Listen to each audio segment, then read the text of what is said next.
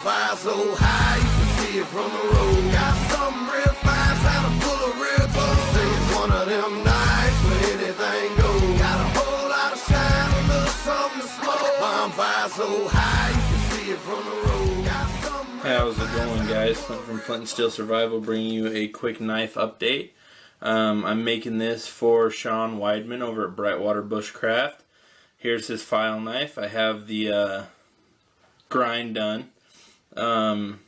You let me know, Sean, if you want me to finish the grind on the top, but I really like the way the file looks, like the cross etching. Well, this side was the single directional of the file, and this was the double two-way. So let me know if you want that off. I kind of think it adds to the knife.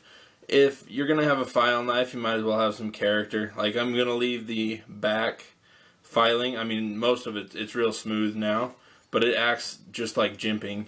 So I have the handle here, real comfortable, perfect size. I'm actually kind of getting jealous. I want this one. So yeah, the grind's done. I haven't even sharpened it yet, and I had my first belt casualty. I know exactly what you're talking about now, Jake, when you talk about getting whipped by a broken belt. I was, so pretend this is the belt. I was grinding up this direction just to smooth it out, and all of a sudden it just gripped the knife and went wham, slammed it against the table, put my finger in the grinder, and then this thing caught me right in the freaking chest. So I know exactly what you're talking about now, but I'm super excited the way this turned out. Threw on another belt, was able to polish out the scratches from it getting caught. And like I said, this hasn't even been sharpened yet, but I guarantee you it would pass the paper test. Hold, let me go get some paper.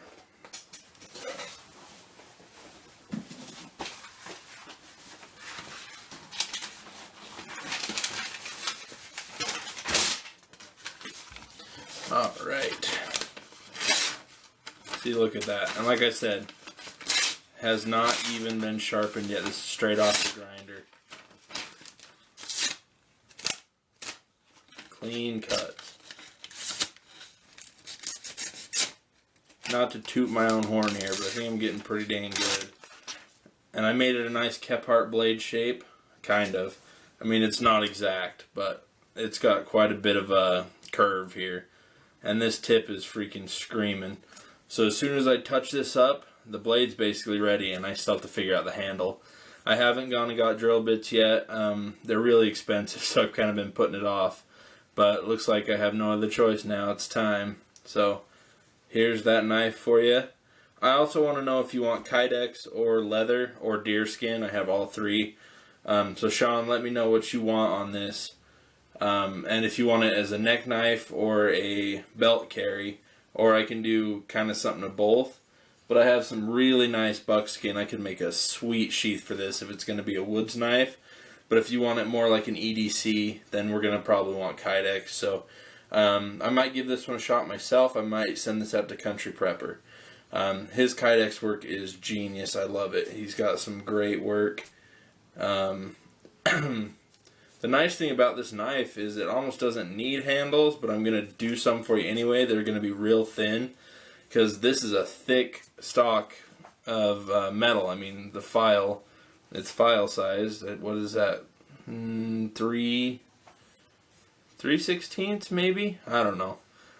It's pretty thick, and it kind of fills your hand already as it is. But I'll give you something. I don't know yet. I might use some antler. I can probably split it and get away with it. Because obviously I don't need to cover the whole thing in antler. But I got some smaller pieces. I could do some thin stag handles. Let me know what you think. Give me some ideas. But for now I'm done with this till I go get some drill bits. I'm not going to sharpen it. I've made the mistake every other knife I made of sharpening the blade before I got the handle on, and then I always end up having to regrind and resharpen it. But like you saw, I mean, it's still got a couple nicks in it from that grinder explosion, but you can see it's dang sharp right off the grinder. I also need to take some, I think I'm down to 250 or 200, I don't remember what it was. 200 grit on this, but I could mirror polish it no problem. I've got up to 1,000 grit, I think, automotive sandpaper, so I can easily get that mirrored if I wanted to. But man, I'm so stoked at how this knife turned out so far. So I'll keep giving you updates as they come. And yeah, everybody have a good day, good weekend. I don't think I'll be putting any more videos out this weekend. In fact, you'll probably see this on Saturday because I already posted 2 videos tonight, which is Friday. Now it doesn't want to cut. There we go. Sweet knife. I'm really jealous. I'm going to have to go get me a couple more cheapo Harbor Freight files because that's what this is. You can even see the china still in the handle. But this thing is hard as a rock.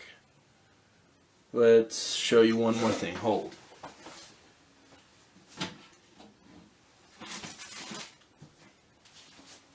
Here's my monster ferro rod.